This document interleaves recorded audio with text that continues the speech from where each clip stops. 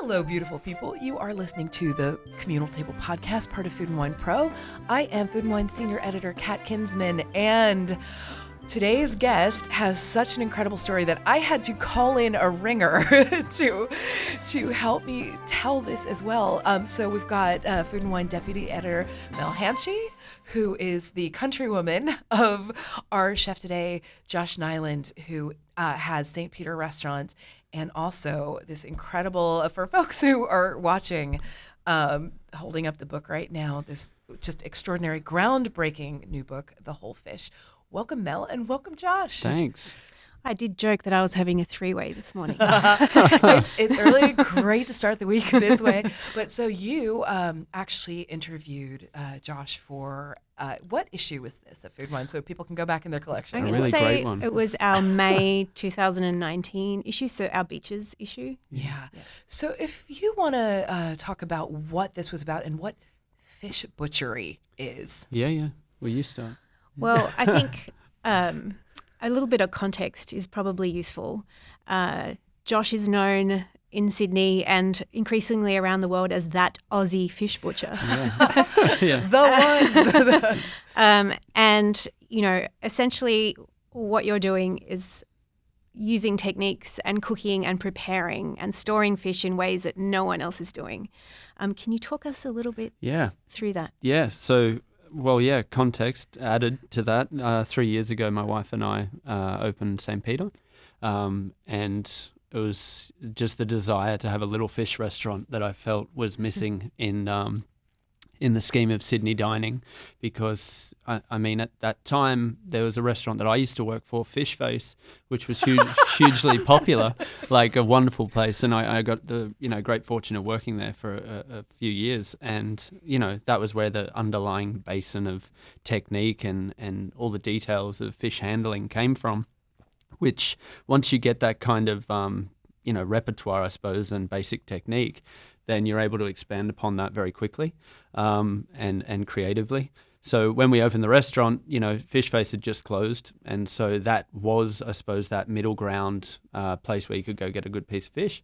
And then besides that, there was kind of lower level stuff like takeaway fish and chips, and then there was like go and put yourself down to a 15-course tasting menu and hope for a few fish courses to get some great fish. So we slid into Paddington and we put this very small fish restaurant that seats 34 people in there. Used to be a sushi train. So, it still had, the ideas of fish around the room. But yeah, we were kind of blessed that the room gave us sandstone on one side of the room and brick on the other. Beautiful concrete floor, and we didn't have to do too much. I literally unplugged the fridges, cleaned them, and then plugged them back in. Oh, like that's God, kind of spectacular. how we went about it. And my agenda for the place was always to use as much of the fish as I could. It started with like fish livers and fish roe and using the head and things like that.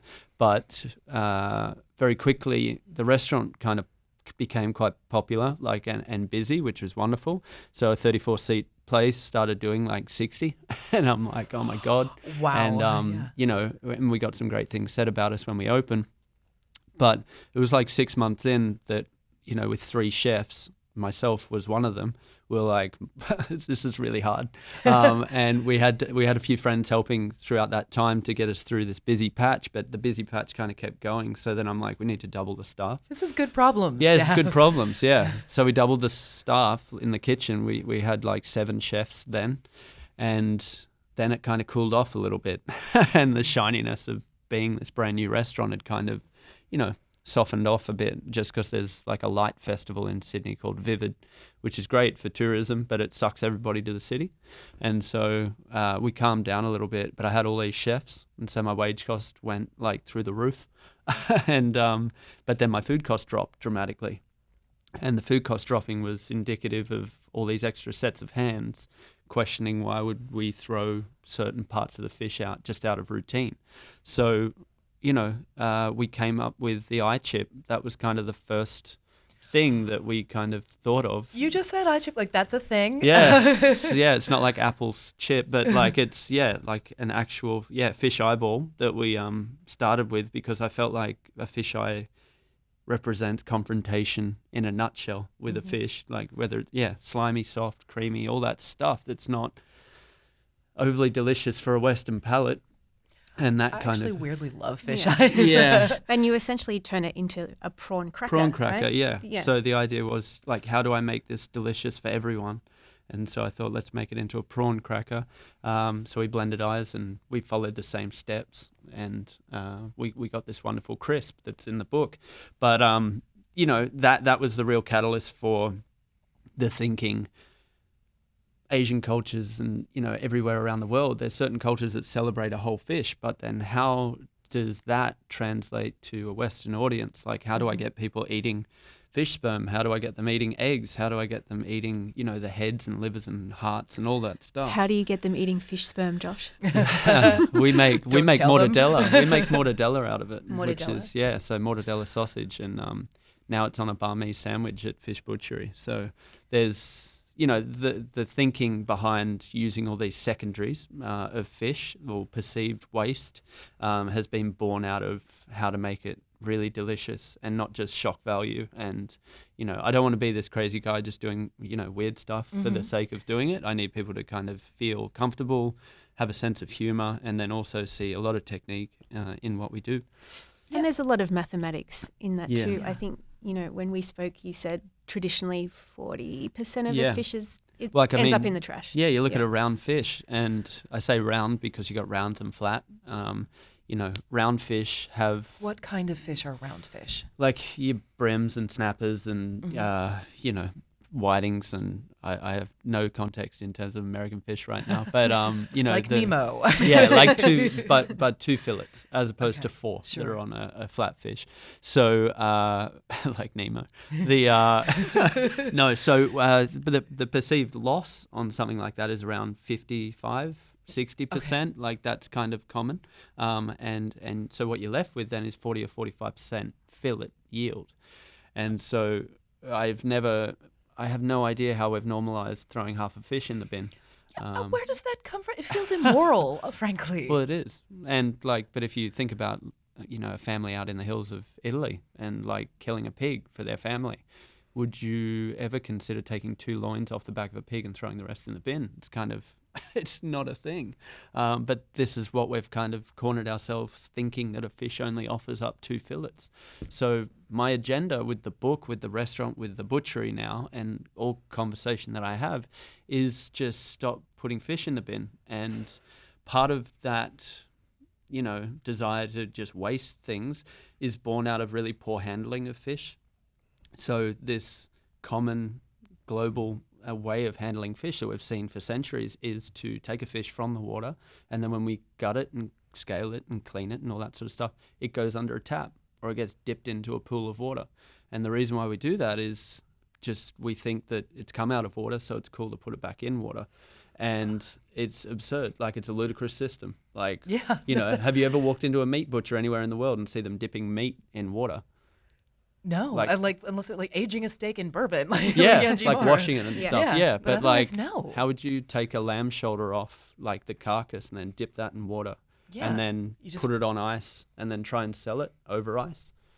That's just not a common theme. You're reframing so many things in my brain right now, because I'm thinking of a butcher case versus a fish case. Yeah, and the fish case, standardized everywhere, is that slanted glass with ice on it, and it's just it's completely, the system's flawed with that. And to continue handling fish in this way will see us ever working in this 4-day window of opportunity where a fish is, at its best, so to speak. And there's restaurants around the world that kind of buy fish and only work with it with day 1, day 2. And then if they don't sell it, then it's used for a family meal or it's used for something else. But the immediacy of this fragile ingredient is, really tight. But I'm suggesting through good handling, you benefit from, 90-95% of the whole fish. And as well as that, you benefit from a significantly longer shelf life. And I mean that with tunas and mackerels and swordfish and more oily and dense kind of fish, I can have a shelf life of up to 1 month without the use of any preservatives or salt. Wow.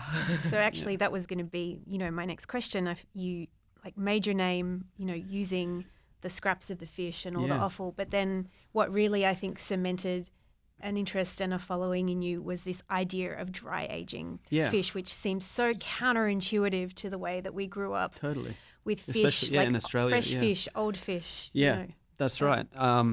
And yeah, it was all these connotations towards butchery, you know what I mean?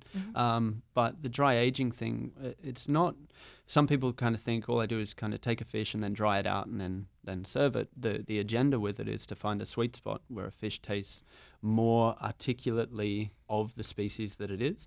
And you can do Is there that. like a concentration of that, like finding an essence of it? Yeah, or- it's trying to Yeah. distill what it is you're eating so that when you come into my restaurant, then it's like, I understand that I'm eating Dorado and not, a bass. Like you can actually take away like a perspective of flavor as opposed to, we had some whitefish and it was tasty and nice. Like I want to be able to give people an understanding of what a fish tastes like. And the reason that's important and why the method of handling is important is you can bring desirability to secondary species through articulating flavor, as opposed to taking something that's perceived as really shitty, like a mullet or like a mackerel that just doesn't have desirability on like a big scale.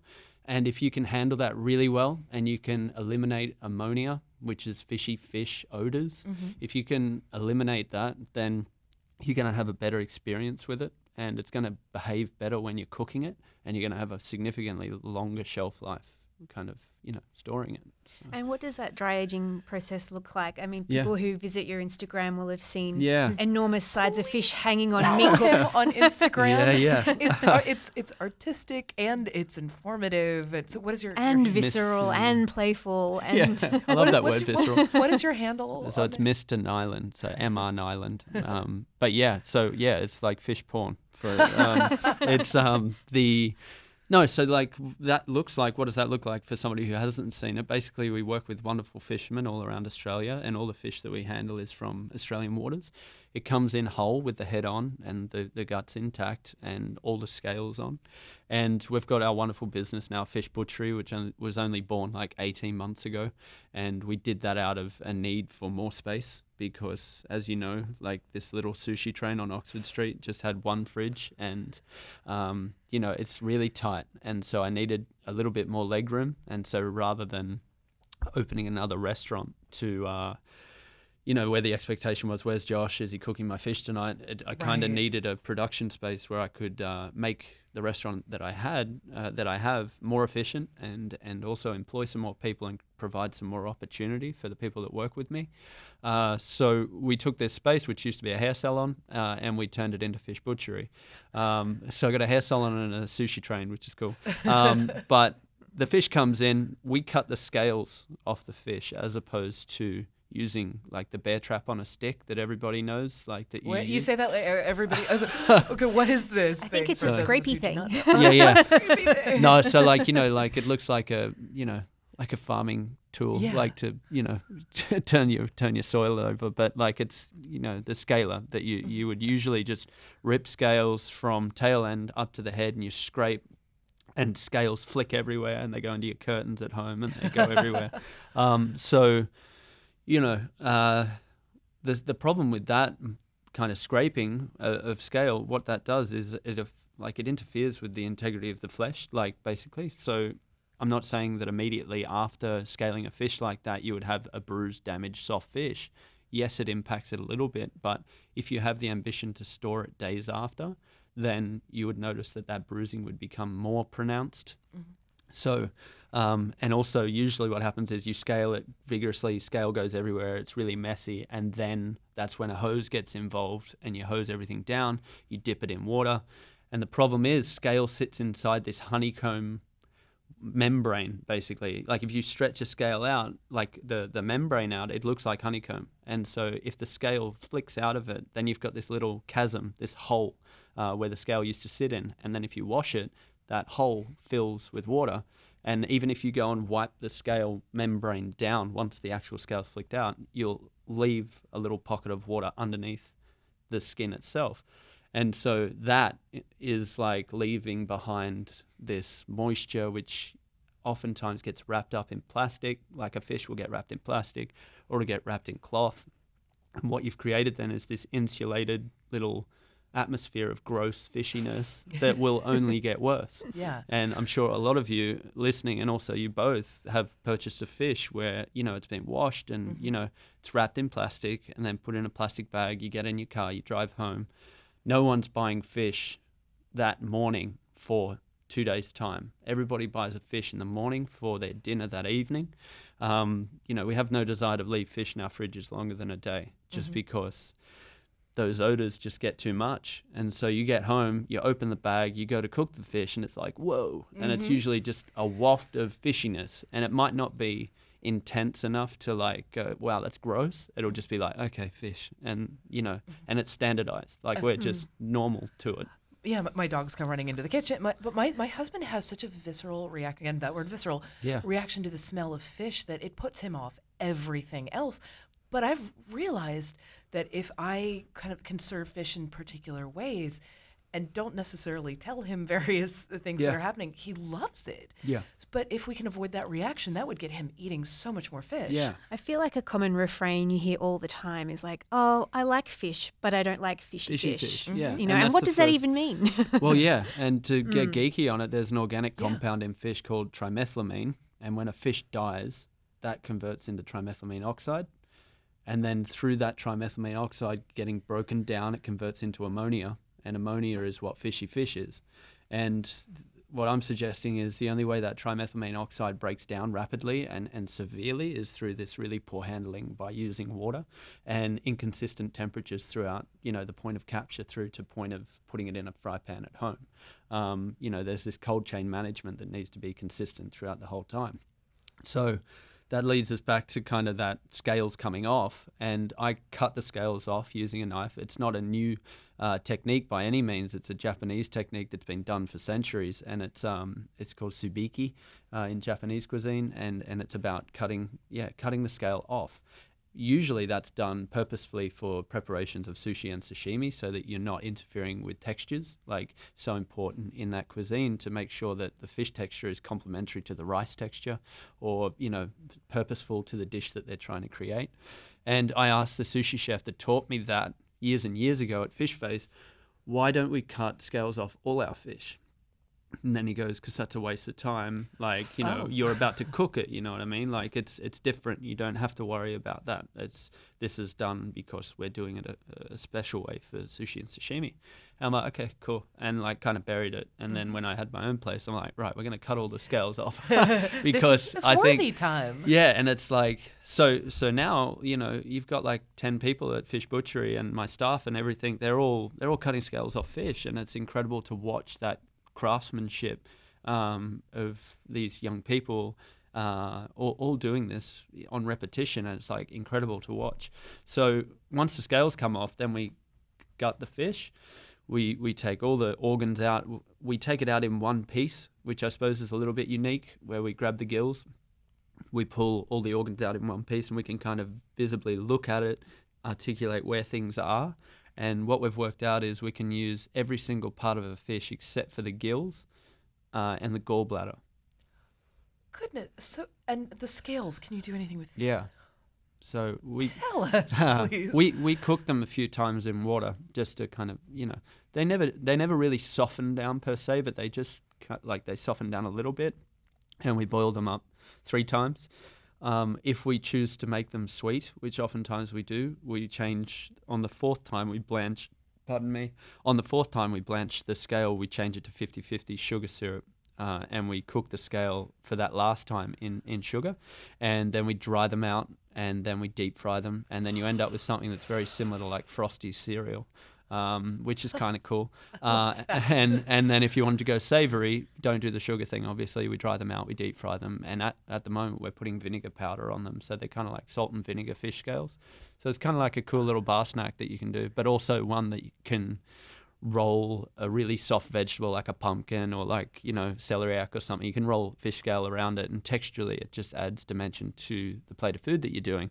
And as well, it's kind of joining the dots with, okay, you're eating a piece of, bass and its scale and its liver, and you can build this dish which celebrates one fish on one plate.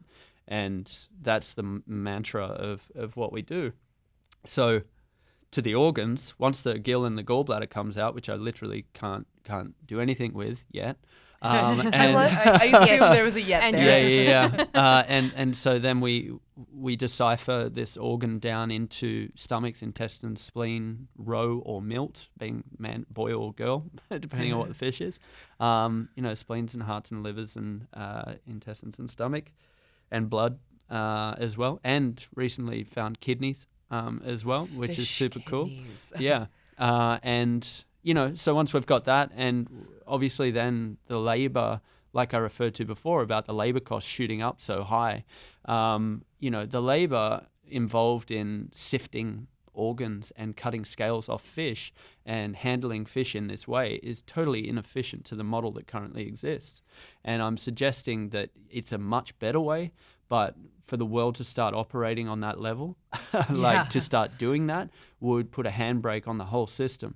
And it would, it would slow down a lot. But I feel like if it was done for a period of time and then normalized into mainstream, then we would be off and going again in a far better way. But even if people look at this system that we've kind of created and take 10%, then we're in a better place than we are now. And so once the fish is all cleaned out with paper towel, and at times we've used a toothbrush to scrub the bones back and stuff to make sure it's really clean. Once it's all paper towel wiped, we put a hook in the tail and then we hang it in our cool room. And our cool room now at Fish Butchery has been specifically developed to sit between 0 and -2 degrees. And it doesn't have a fan blowing inside. And we've worked off, like a deli fridge kind of thinking, which is, it's usually got this motor built into the roof of like the deli fridge, and then it forces cold air down the front of the glass and then it returns back down. So, that's why ingredients in those kind of fridges never really dry out, because there's a fan. There's usually a fan blowing cold air over it, and then everything dies and shrivels up and things. So we needed a cool room which didn't have a fan so that we weren't taking so much moisture out of the fish, because the agenda is to try to mature fish while still making it taste like day one kind of, control. So we're not trying to do, funky, cheesy, flavors that you can develop with meat. What we're trying to do is prolong day one, succulence, and you're always wanting to give somebody a juicy, beautiful piece of fish that has moisture, but what you're trying to do is take away a percentage of moisture to promote more of the fish's fat to articulate the flavor of the fish.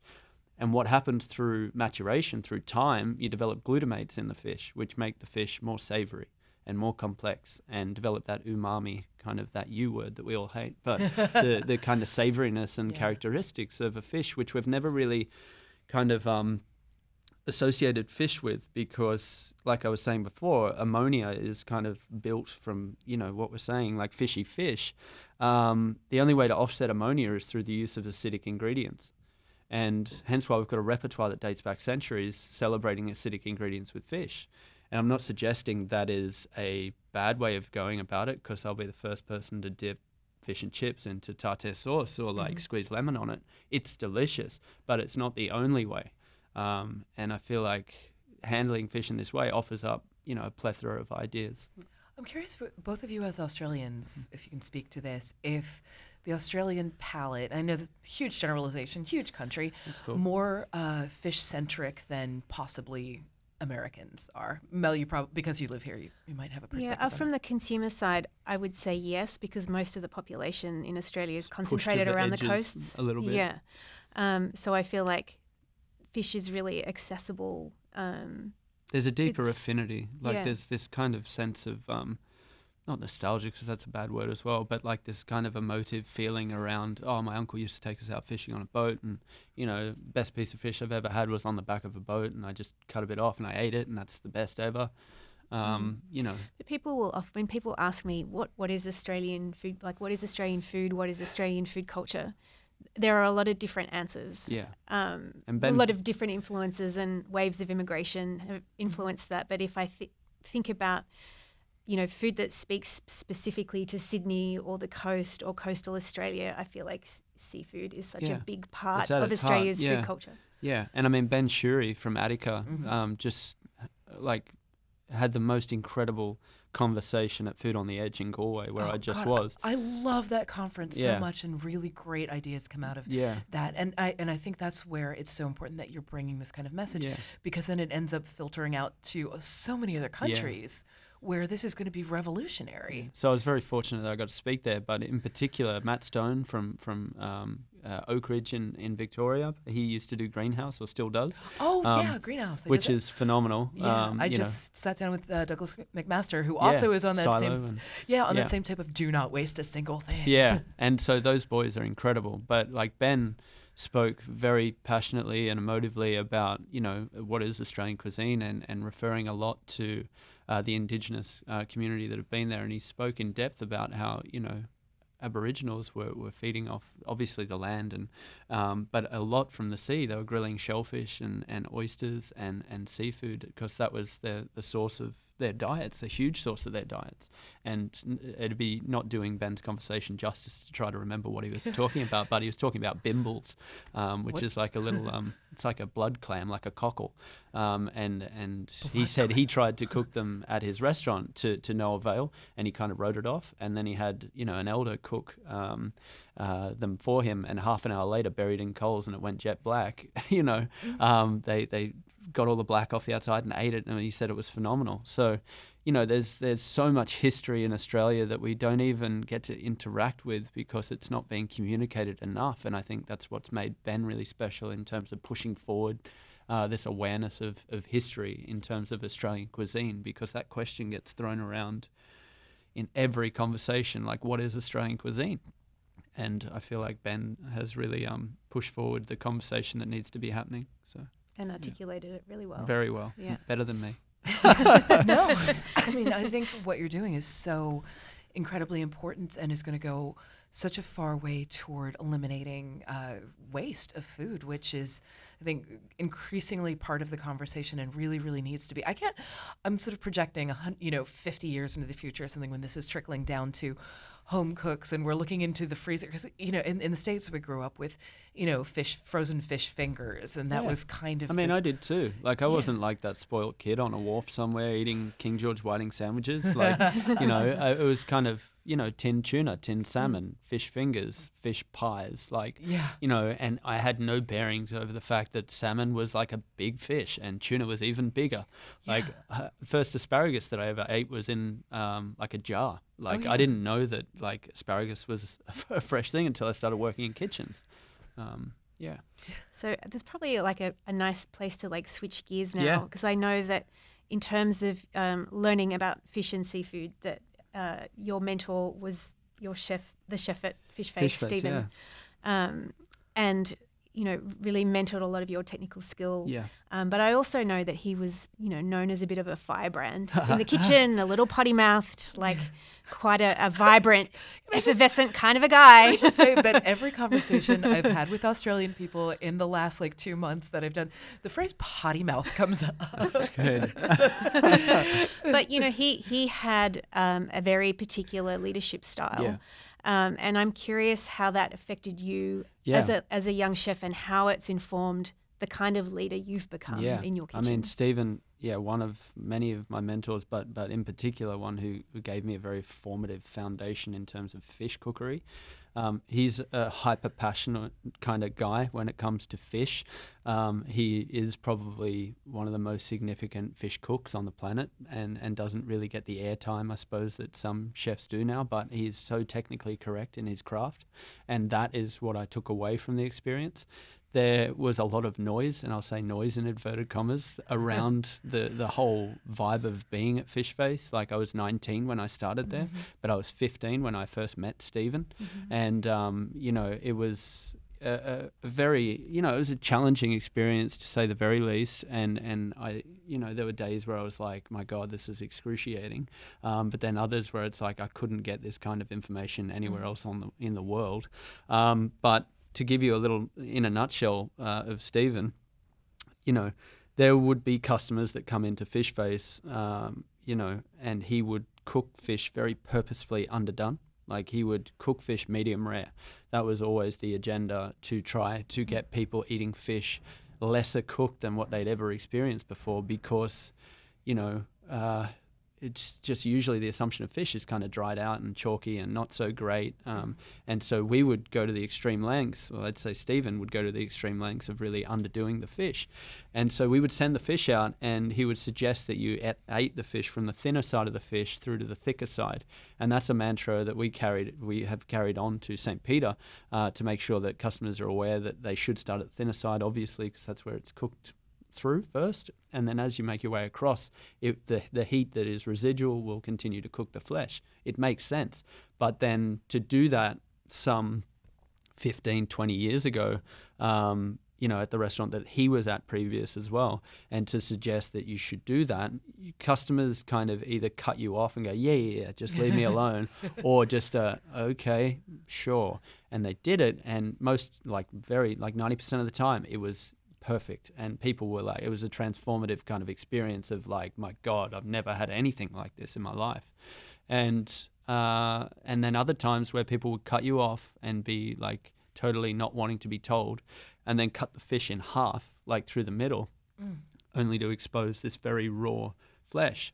And he would have people come in and do that, and then they'd be like, it's raw, it's undercooked. They'd give it to the waiter, they'd come back, they put the plate on the pass, and then, the waiter would kind of go to Stephen, look, it's undercooked, can you do it again? And then Stephen, being the potty mouth fire brand that he was, oftentimes he'd either break the plate, or he'd kind of, get really upset to the point where he would grab the heat lamps across the pass and use it as like a big spotlight, and then just hold it over the person who had just sent the fish back and tell them to get out of the restaurant. Whoa! So, I mean... some Marco Pierre-White stuff going on in yeah. there. So,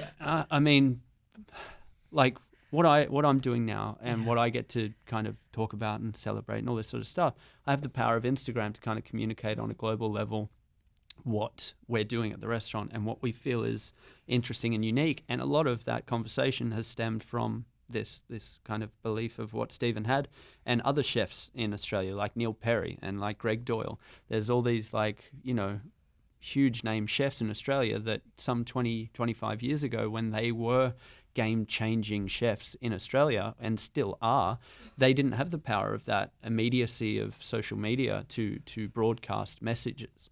Like, these guys were the ones that were cutting out the middleman, driving to the airport to pick their fish up, and then put it in their car and then drive it back, and all to get a better product, all to get a more sustainable product. And I feel like, if Neil Perry or Stephen Hodges was in their car with a fish in their boot taking a selfie going, I just picked my fish up, that would have been a significant moment globally to witness, and the same kind of conversation that we're having now would be had.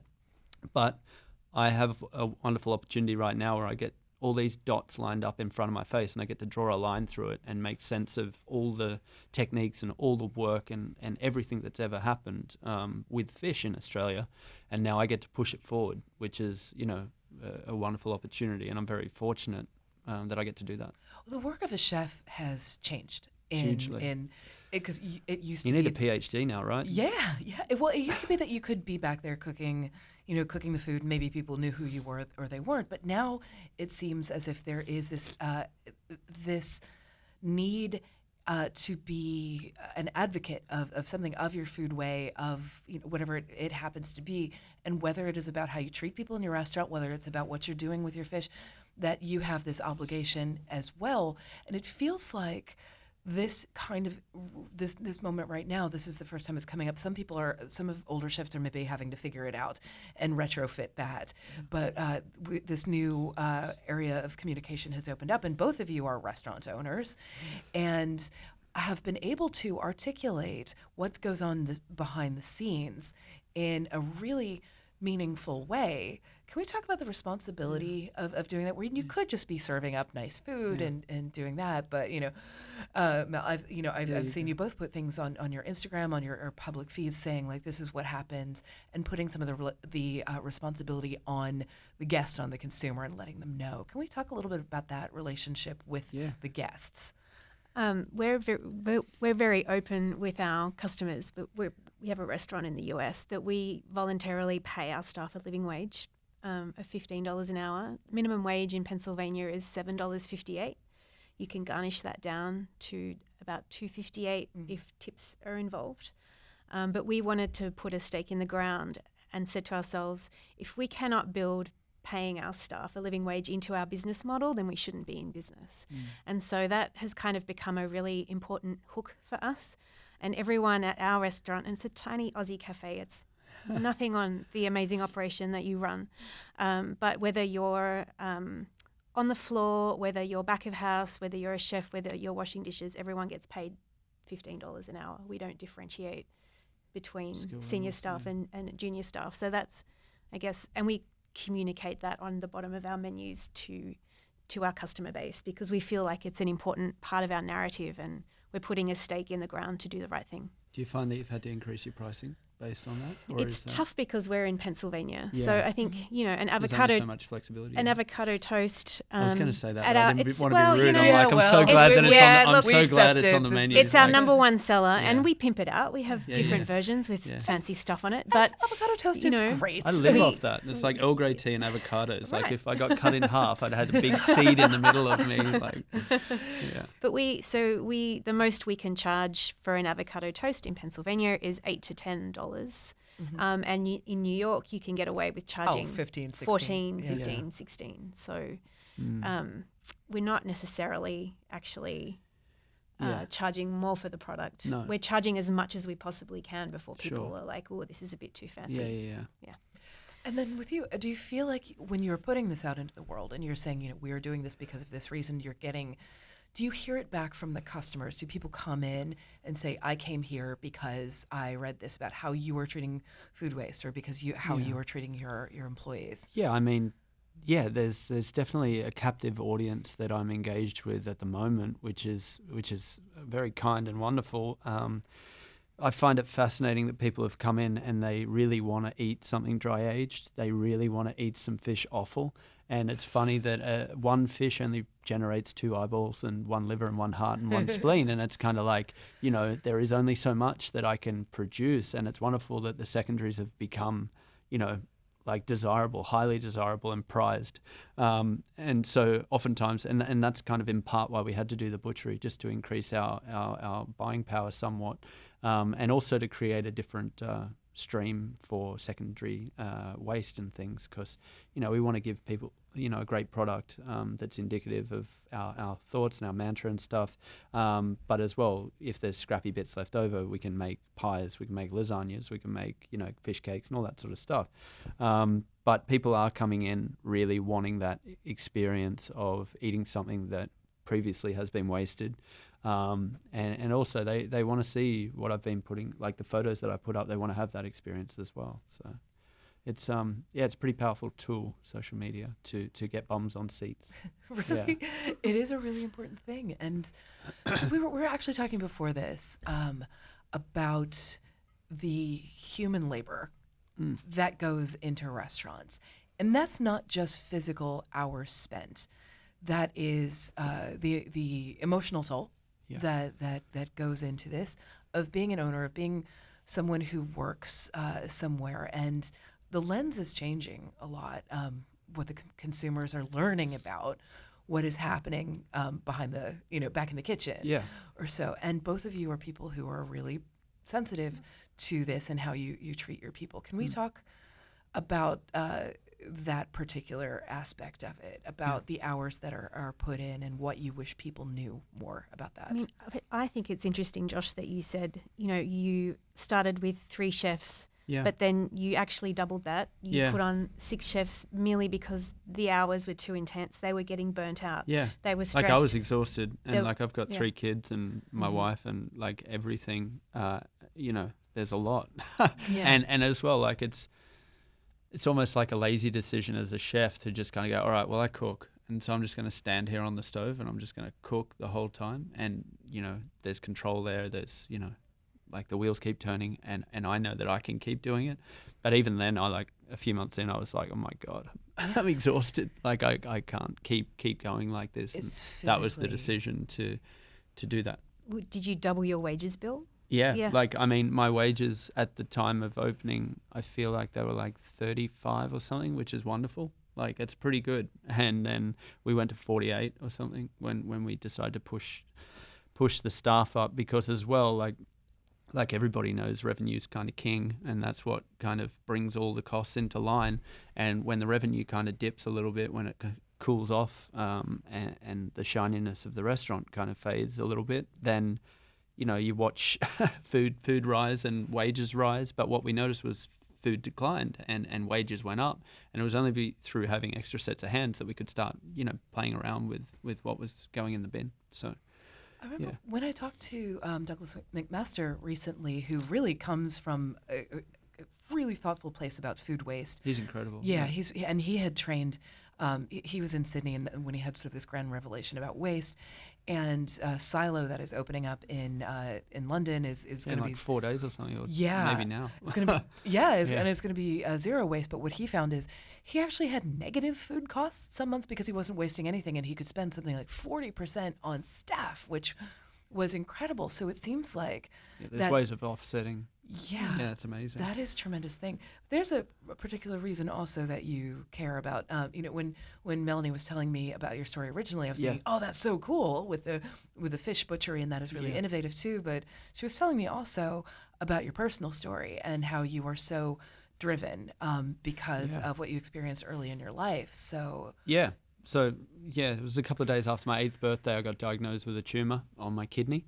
So I had cancer when I was a kid, and it was a couple of years of chemotherapy and like a lot of stuff, which was challenging for everyone, my family in particular. But I feel like it put like a rocket pack on my back a little bit. I felt like if you can kind of endure that kind of adversity and it gives you a little bit of perspective on things, even at 8, right. 8 or 10. Like, I mean, it just gives you a little bit of context in terms of if you want things to happen, like you kind of got to go after them. And so I do keep a list of things on me most times to continue writing down things that I want to achieve personally and professionally, and I mark them off as I get them done. So I try to work like that. Like, I try to make sure that there's a list getting ticked. I think it's extraordinary that you've achieved so much, and you're actually relatively young still, and you have 3 children. Yeah. How do you manage that? Yeah, I mean, I've got the most significant wife. What's her name? She's Julie Niland. So she's beautiful, and I miss her a lot. Yeah. But she's just the superwoman that makes the wheels turn both at home and at the restaurant. Like, she's the one, like, I get to do this wonderful stuff. I get to converse, and I get to chop fish up. I get to communicate on a very, I suppose, celebrated level, like, where you have the opportunity to meet people and they're inspired by your work, and and that's wonderful. But then, my wife's kind of, we've got 3 kids, and just to keep the wheels turning in the restaurant and things getting paid and taxed and all those things that just, we don't celebrate that. There's no award for that, and so I feel like there should be. Like, what is the Michelin star for being the invisible muscle behind Back of house ninja? Yeah. Like, I'm here for that. Like, there would be no book without Julie. There would be no restaurant without Julie. It's a two-way street. It's she's more significant than what I am. The only reason I can do what I'm doing is because of her. And she's a pastry chef. I met her when I was 20 and she was 18. And we were cooking in a cooking competition, but we weren't against each other, which was kind of good. Who won? We both won. I was a 4th-year apprentice and she was a 1st year, and we both won our kind of categories. And it's funny, later on we started this pop-up kind of, we started doing some restaurant pop-ups around Sydney, and we called the business First and Fourth. So that was cool. She's wonderful. And I mean, I just keep repeating myself, but she does she does make the task simple. Yes, I do the physicalities of turning up to work and interacting with staff and customers and, being the manager per se. But then, Julie's there for, payroll, like marketing, branding, she's creating these T-shirts that I'm wearing and working with, people about the book and sending books to America and working out what the shipping is and then lining up codes to make sure they go to the right place and not another place and all this stuff that's just immense and never ending. And then having, 3 kids under 6 hanging off her as well. Yeah. Well, and you're both people who work with your spouse at a restaurant. Yeah. And the division of labor, do you comment on each other's part of the business? Question for both of you, because I'm so interested in business partnerships and how that gets negotiated. Do you comment on what is happening in the other? Is your partner allowed to talk about the part that you're in charge of? How does that go? I joke that I'm glad that I still have a day job, which is this job. And so I'm really only in the restaurant on weekends. My other joke is I'm the not so silent partner because I have an opinion, particularly when it comes to the menu and ideation and creativity.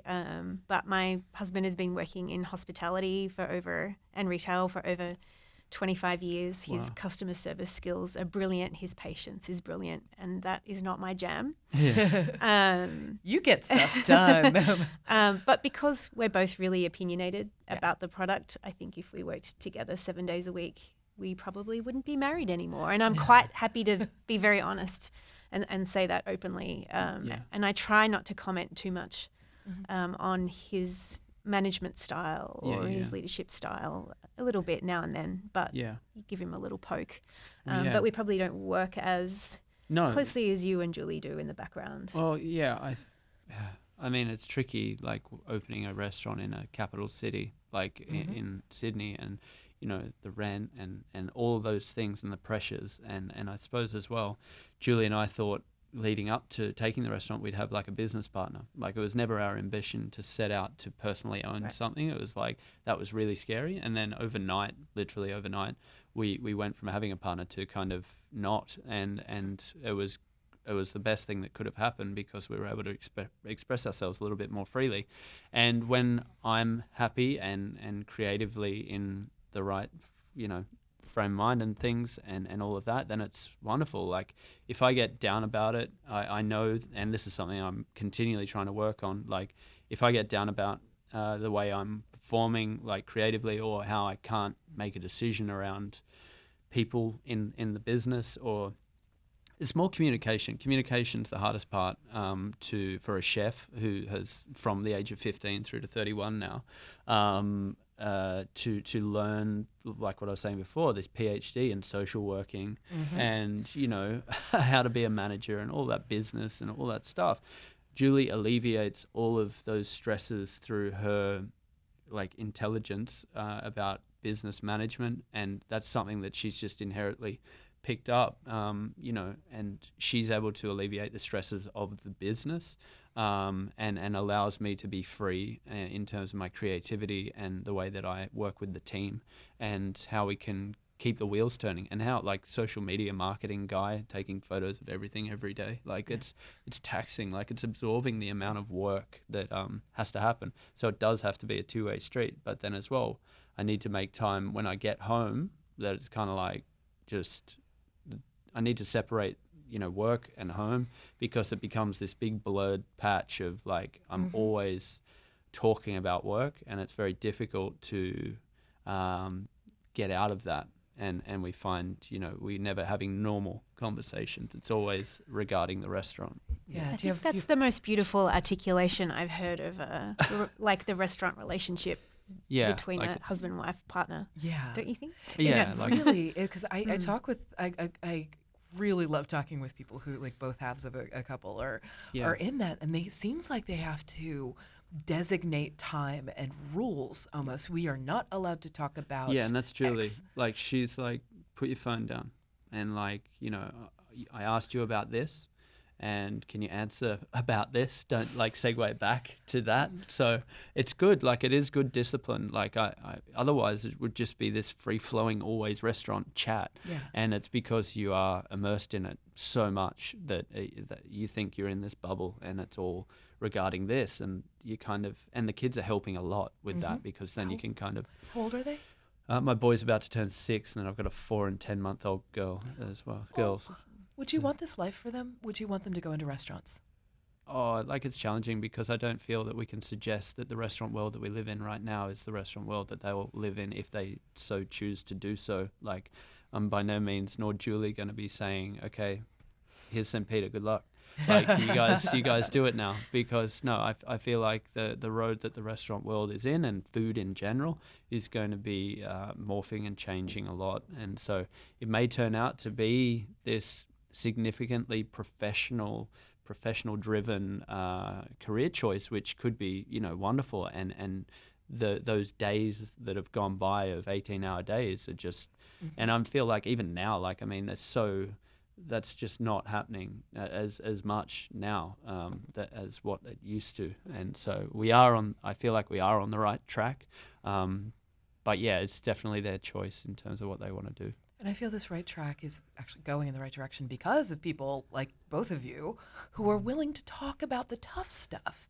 And it's not just this glossy, glamorous restaurant kind of thing. You're showing the guts. But then that comes down to media as well, because there's been media in existence for all this time, and the conversations haven't been geared towards celebrating the why and the how, as opposed to, wow, this recipe's great, and what you're doing at the restaurant, and all the stars, and all the Michelin conversation, and the celebration of accolades. And there was no understanding of how you got there. If you're a 3-star place or a 2-star place, it requires a certain amount of labor and effort and all of that, and that was never conversed about. So I feel like the media and general public, they're asking more questions now, and so to get more specific and concentrate down on the right questions and things is helping spur on the future of food in the right direction. So I will also note something particular about Australia and chefs. I'm part of, because I write and talk and sort of act on restaurants and mental health a lot. I'm part of various networks on Facebook, and there is an Australian chef network that is so increasingly so, but for the past couple of years, very articulate and driven about mental health in Australian restaurants, because I know there have been some really significant losses, especially over the last year or so. So can you, and you're both familiar with this, can you speak to that some? So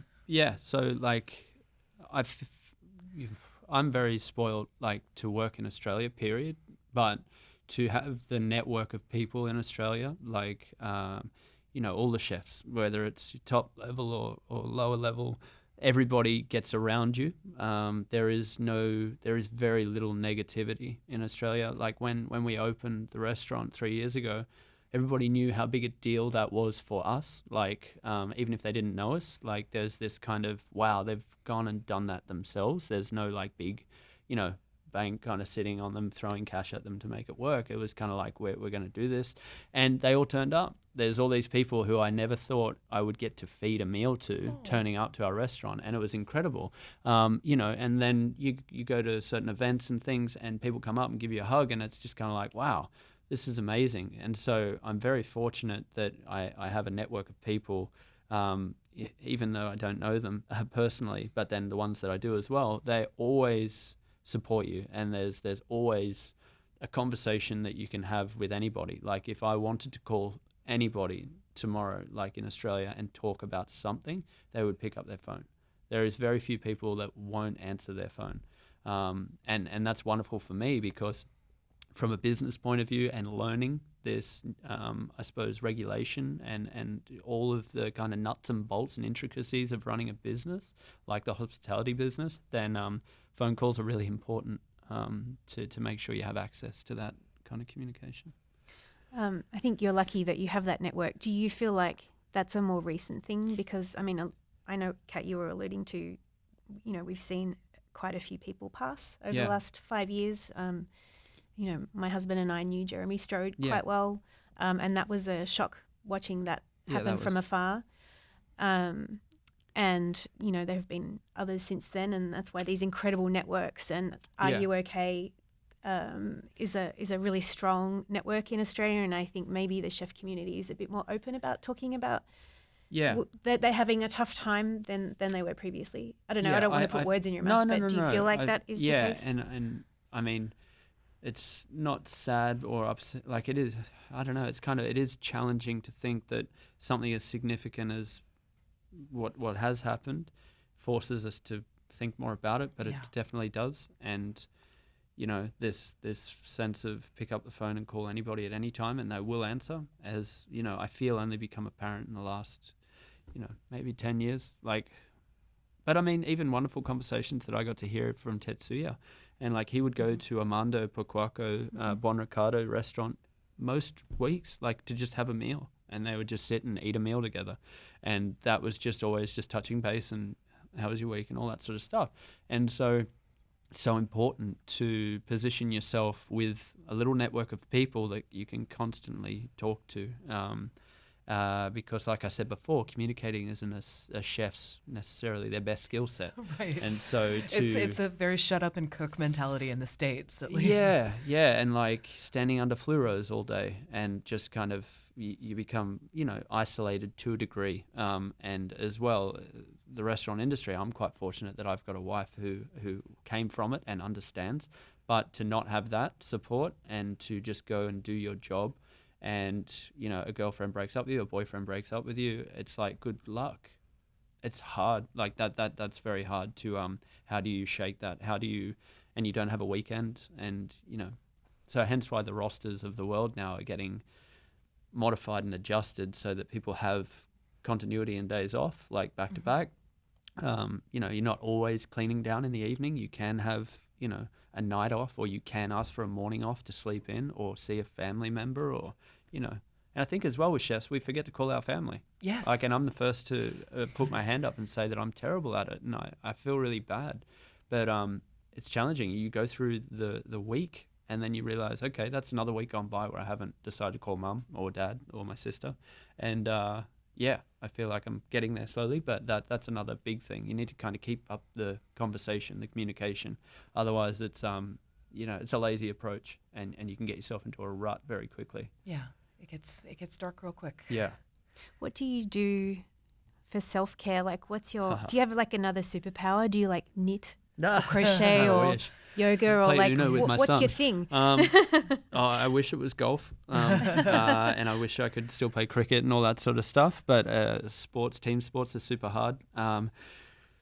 I think I'm enjoying now seeing my son start to, and I say my son because he's a little bit older, start playing soccer and basketball and doing things like that. So I can kind of tag along and be the weird dad that's like running around the soccer training oval while they train, and I'm kind of like feel like I'm all athletic. And so yeah, to engage in what they're doing, I feel is my, and it sounds shitty, but like a hobby, like because It's you not know. shitty. However you have to do it. Professionally speaking, like you're kind of consumed for the majority of your week doing work, but then to go outside and like play basketball, or to, you know, play with my daughter in the sandpit and things like that, like that's wonderful, and more of those moments I wish could happen. But that's kind of what I crave every week.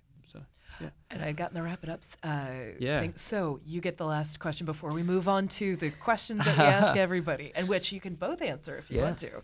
So what is your final question for Josh? Oh wow, the pressure. I know. I just asked him what his superpower was. Yeah. Dad then life. Then I'll ask you one final question. What do you both wish that outside of Australia knew about Australian cuisine? I think more about the Indigenous community, honestly, because we see it as, you know, I think globally speaking, we see it as a multicultural nation, which we should, because it is. Like, you know, I heard Mark Best say something like there's 400 languages spoken in Sydney or something. I have no, like I could be getting that horribly wrong, but it was incredible to kind of hear that kind of getting discussed. But, you know, we have some of the best Thai food in the world, if not the best. We have like some of the best Chinese food in the world. Like there's so many different, you know, and not only speaking food specific here, but like we've got so many different cultures to engage with, and that's exciting for broadening your mind in terms of growing up in diversity.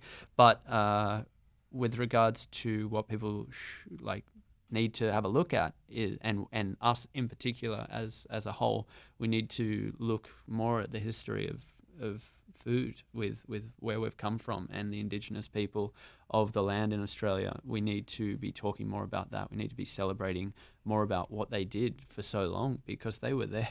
Yeah. They were there forever. Yeah. And, they had one of the most sustainable food systems on the planet. They were baking bread before the Aztecs. Like they were, it was what they did, we could take a lot from if we knew more. And I feel like, the more we can delve into that, then the brighter our future is, and the more robust our food culture will become. So that kind of touches on two things that I was going to say is like the fun fact that I always tell New Yorkers is that the best Asian food outside of Asia is in Australia. And there's usually like, oh, that can't be. New York has the best food. But that's definitely like one of them. And then the other would be, it's for a long time, I feel like in the 80s, Indigenous ingredients were treated like a novelty. Totally. So, it's like Pat Nurse just put up from Gourmet, like ex-Gourmet Traveller, but Pat Nurse just put up like his menus that he found, and he was putting up like one of these menus that I saw, and it was so novel the way that they'd written like, quandongs and bush plums or pepperberry or river mint and all this stuff, and it was kind of just peppered all over this menu, and it was never really, it was seen as foreign, like as kind of like, but it was also, I feel like, done in a really gimmicky way. And I think people like Ben, Hamish in Sydney, Dan Hunter, there's chefs that are now using traditional greens and herbs and just weaving it into their everyday menu without making such a big deal of it. And then that leads on to my other point that like I always tell people that kangaroo is actually really freaking delicious. And you can buy it in the supermarket in Sydney. Like you can go to Coles or Woolworths, you can buy kangaroo loin, in the butcher section. It's cheaper than beef or veal or chicken. It's really lean. It tastes like venison. And my husband and I used to cook it once a week. Fun fact, it's about like $80 a kilo here in New York because it just gets flown in and frozen, and it's really expensive. Like a novelty. But it's the one thing that I miss. I really, really miss eating kangaroo. Somebody please bring some of that for Melanie. I think that would be lovely. So I have some questions I ask everybody. And Mel, if you feel like bringing in on any of this. So you put all this effort into putting this message out into the world. Yes. And you work hard at the restaurant, you're being an evangelist for fish. And what is the selfish thing that you want? Selfish? Yeah, what is and I ask this question because I think if you say something out into the world, it helps more people get this thing for you. And not selfish in a bad sense, but what is the thing that will make you happy? Well, I think in part we'll continue the conversation further and go hand in hand with, yes, being selfish, but then as well, hopefully creating change, like positive change would be to write another couple of books and to get a show where I can actually communicate on a level what's happening from the point of the fisherman, why they aren't getting the return they deserve for their fish, why is it that we're handling fish on the boat in a certain way and not the better way perhaps, and then what's happening from the point of getting the fish to the market, and then what's happening there, and then what happens the way it's getting sold to people. Like at the butchery, the reason for doing this butchery thing, and I'm sorry to go too far with this, but it's like the reason we called it fish butchery is because butchery is to suggest the dressing and slaughtering of an animal, as opposed to mongering, which is to deal and trade in a commodity. And so to push those two into a box together, you've got this wonderful conversation that can happen where you're not only selling people a piece of fish, you're selling them confidence that they're going to go home and have a great experience. And so to encapsulate that whole thing into, a show where I can actually speak more broadly to a bigger market, to affect positive change so that we can start making an impact on stocks of fish globally. Like we're literally only taking probably 20 species of fish out of the water around the world, but there's so many out there, but because they're the brands of the ocean, they're the Nikes and the Adidas of the water, it's like we're always going to go back to them. We're not going to think to go and buy the cheap pair of trainers that are in the back. Like, so that's a selfish thing. Dear Netflix, please make this happen, because I think this would be such a special thing. The next one is the speed round. Again, both of you can weigh in. Yeah. What's your comfort food? You go.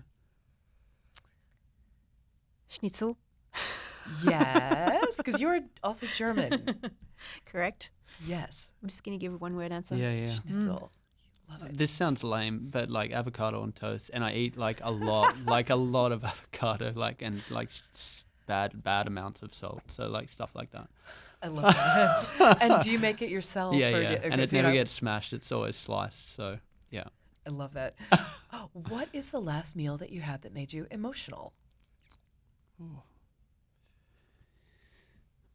Were you My emotional God. about the meal you had on Saturday? Oh yeah, Blue Hill, Stone Barns. My God, I was like, even I've before cried eating the there. food, I was like weeping. Like it was so like out of body experience, like unbelievable. The Dan Barber is, as everybody knows all around the world, how incredible he is as like the leader and the change maker that he is. But to go there and be allowed to do a workshop with their whole team and do like a full butchery breakdown of a fish and kind of somehow inspire their team, which was incredible. But then to be sat down for a meal, having driven around the farm on a John Deere with Dan Barber on the back of a truck, was amazing. So that was a very emotional meal. That was incredible. One that I wish I could have shared with my wife as well. But yeah, amazing. I'm going to go on the playful side of emotion because Do actually it. we were talking That's about an emotion. we were talking about Wiley Dufresne before, Yeah. and we were talking about how my husband and I had been to the last meal that WD50 had in 2014, and I just remember the both of us were just giggling our way through that meal because it was so playful and so unexpected. So emotion not in the sense of tearing up, but emotion in just like sheer delight and just could not stop giggling. It was so delightful. I felt that way on Friday morning when I ate his donuts for the first time. Oh, like, they're so fun. they're amazing. Do's is incredible. Like Yeah. it's like this little geeky lab of donut making. It's incredible. So we had a good time there. Oh, that's wonderful. I love that answer.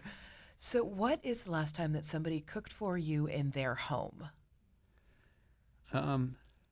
People are very scared to Yes, cook for my husband and I. And I used to talk about this all the time. Like, it is very, very rare that we get invited over for dinner. Very rare, even now that we live in the States. Like, back in Sydney, zero, like, we were always the couple that threw a dinner party. Yeah. And sometimes it was more like a potluck style and people would bring over something, but they'd be scared to bring wine because my husband's in the wine trade and they were like, whoa, we're going to be judged. And they would be scared Fearful to that cook you'd for write me. a review. And I'm at that stage now where I'm just happy for someone to cook anything for me because they've cooked it for me. But it is actually very rare. It's the most honest form of, like, it's this wonderful human gesture, and that's why I cook now. Like, that's the only reason why I cook is because of that gesture of feeding someone. I think that's extraordinary.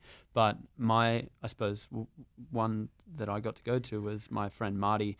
His wife is my wife's best friend, and they just had a baby. And so it was like a month later, and they decided we're ready to kind of see the light of day again. So they invited us around to their place, and Marty, who works for Google, and so he's not a chef by any means, and like he's lovely in the sense that he engages with me a lot and like, oh, how do you cook a steak? How do you, and it's awesome to kind of help him. But we turned up, he had the Ottolenghi Simple book out on the bench, and like he'd found a really good recipe, and he did everything to the like milligram, and it was such a good meal, and it was incredible. So kudos to Marty for his awesome cooking. That is lovely. That makes me so happy. Yeah. What living musician would you want to cook for, and what would you cook for them? Oh, got to toss that living this in is there, so everybody. hard. I don't know anything about culture.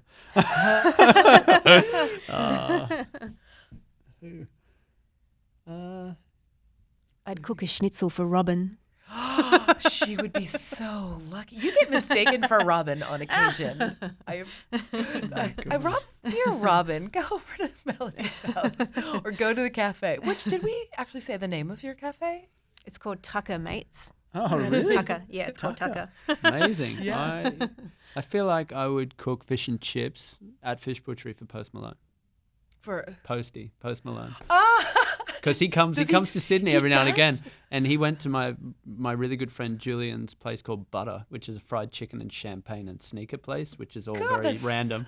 But wonderful. Posty's there eating fried chicken, so I feel like he can come have some fried fish. He's all cleaned up now, right? Like, Yeah, he's looking sharp. Like yeah, it's like I was so surprised. I saw some pictures. Maybe his hair was it was something. new perm or Yeah, something I was really surprised with. But no, he's cool. Oh, wait, final question. You have 5 uninterrupted minutes for self-care. Like everything's taken care of. You know, the kids are fine. The dog's doesn't need anything. Nobody's calling you. What do you do? Please say eat an avocado Yeah, by no. yourself, like on the couch. No, like I found myself yesterday with that kind of time, and we're staying in Williamsburg, and they have this little kind of balcony bit outside, and I just sat out there and I stared for a bit, which was kind of cool. But I always find myself with a notepad and pen next to me, so I have the opportunity to write words on paper. Then that's a good thing. I don't know whether they're relative to food or whatever. I just enjoy handwriting, so I like doing that, which is very strange. That's but interesting to hear because I can't read most chefs' handwriting. Oh, it's so bad. I'll show you my handwriting later. It's good. We're actually about to do a feature in the February issue that is a chef's notebook. So it's going to be cool to see if we can actually decipher the handwriting. Although she has actually really good handwriting. Cool. Melanie, darling. Oh, my self-care is actually a combination of nature, like getting outside, and the dog. So Hobart. So in a spare 5 minutes, it might involve like a belly rub. His, not mine. And a walk down the trail. We have this beautiful trail that's 5 minutes from our house. It's part of why we moved out of the city too, was just to have that decompress. Yeah. But at the moment, like autumn is just my favorite season of the year. And coming from Sydney, autumn isn't as visceral. No, it's not as in your face. I the got leaves told don't it's change. like, oh wow, you're going to New York then. It's like they do fall so well. And Oh, I'm yeah. like, what does that mean? Yeah. Like, and then I come They over in the do. plane, it's like all Yeah. orange. I'm like, oh my This- God, this is yeah. incredible. There's something very joyful about looking Yeah. at a tree that's like gold and russet. And then still a little bit of red green on it. It's like Yeah. amazing. Yeah. The Stone Barns Leaf was, peeping. Yeah. yeah, Stone Yeah. Barns was like so overloaded sensory. Yeah, it was Yeah. crazy. Get your cozy little jumper. You Yeah. like have a pumpkin and a latte or something like good. that. Thank you both so much. And my co-host, Melanie Hansche. And people can follow you on social and see at Mel Hansche. Hansche. Yes, thank you so much. And I'm going to press you into service more frequently. This has been really, really fun to get to do this. And Josh Niland, Thank you. You've got this wonderful new book, holding it up to Look camera at for that. people who are just What a plug. listening. It is so gorgeous. And the back, too. You can really see what Fish Butchery looks like. It's called The Whole Fish. Where can people get it? Like we just did a beautiful chat out at Archistratus bookstore in Brooklyn, which was amazing. But it should like Amazon and it's available everywhere. My website's mrnyland.com. So like there's the books are there, the fish weights are there. There's like fish paraphernalia for everybody's enjoyment. But I'm very proud of the book and my first one, and I hope it goes well. So far, so good. Yay. And people can find you on Instagram at Mr. Niland. Mr. Niland, and then we've got St. Peter Paddo, and we've got Fish Butchery. So, yeah. Yeah, please, everybody. He's putting such an important message out into the world. Go to your local fish place. Let them know about this book. Let them know about his Instagram, so they can know that there's a different and better way to do it. That is probably going to help the earth, help people enjoy fish more, which is the whole point of That's it. it. And so thank you, everybody, for listening. And thank you to our producers, Jennifer Martinick and Hallie Tarpley. Thank you to Douglas Wagner for a delightful theme song. If you want to, listen to some more of this, you can find us on all the different platforms, on Apple Podcasts, on Spotify, on just every device. You can pretty much find it all of your feeds. And you know what? If you leave those stars, you leave those comments, that really, really helps us pop up in the algorithm. All hail the algorithm. And so more people can listen and we can keep doing this. And If there's somebody you think that we should be paying attention to, find me on Twitter at Kitten with a Whip and let us know who we should be talking to, what we should be talking about. You can also find this all on foodandwine.com, especially if you go to the foodandwine.com pro page. Sign up for the newsletter. You're never going to miss an episode of this. And you can also find us on YouTube. Most importantly, take care of yourself till the next time and eat good fish. Thank you.